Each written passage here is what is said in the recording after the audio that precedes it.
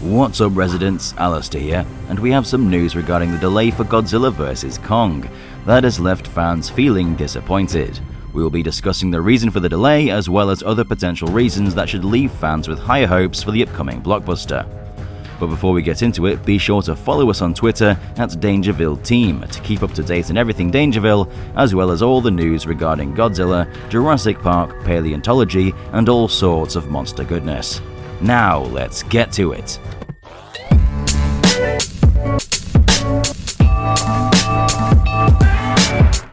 Hello residents, welcome back.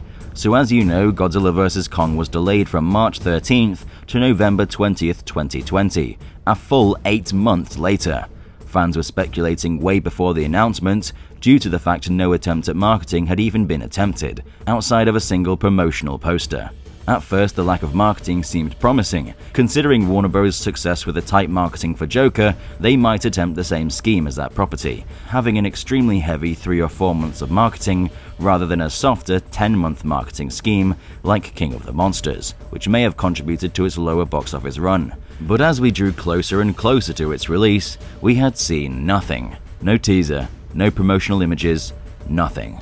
Well, news just in from a variety of sources is that the delay is for Warner Bros. To commence reshoots. And before you begin to panic, this is a very normal process that's part of almost every production. If there are ways they can improve the film and make the best quality product they can, then they will. Many have pointed out that Eric Pearson, the writer for such films like Thor Ragnarok and the upcoming Black Widow film, has shown up as a writer for Godzilla vs Kong. This has only happened within the past few months, so has he been brought in to help with the reshoots? Perhaps some of the jokes in the original screenplay just didn't land with test audiences, and he's helping to make the script more lively.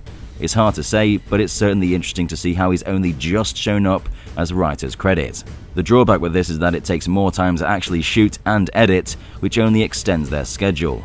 There are a few other reasons I believe they've delayed it, which I'll get to in a moment. But the main reason is reshoots. Now, what these reshoots can consist of is hard to say. It may very well just be shots of the actors, it could be insert shots, or maybe they heard our outcries and are reshooting a nighttime scene to be set during the daytime. But there's really no need to worry, it's all in the aid of the film.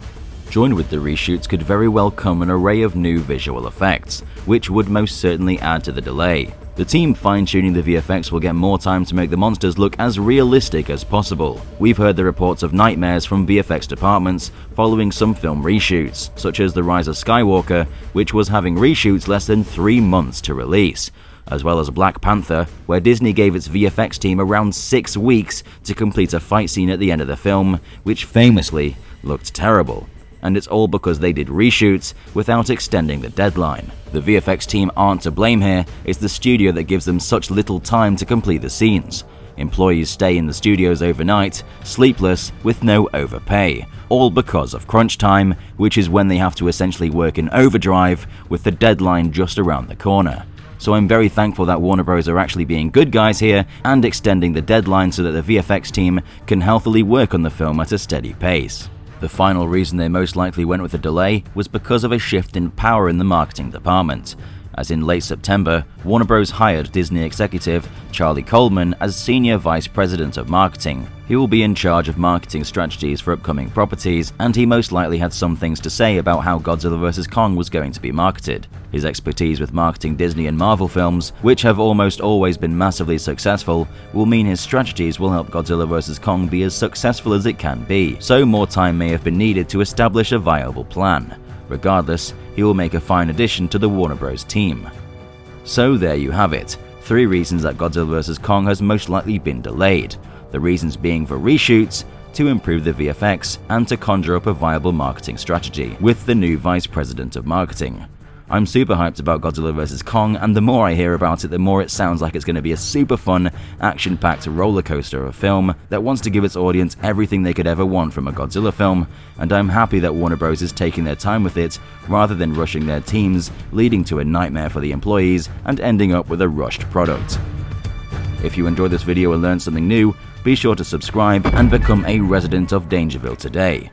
Don't forget to like this video and follow us on Twitter at DangerVille Team.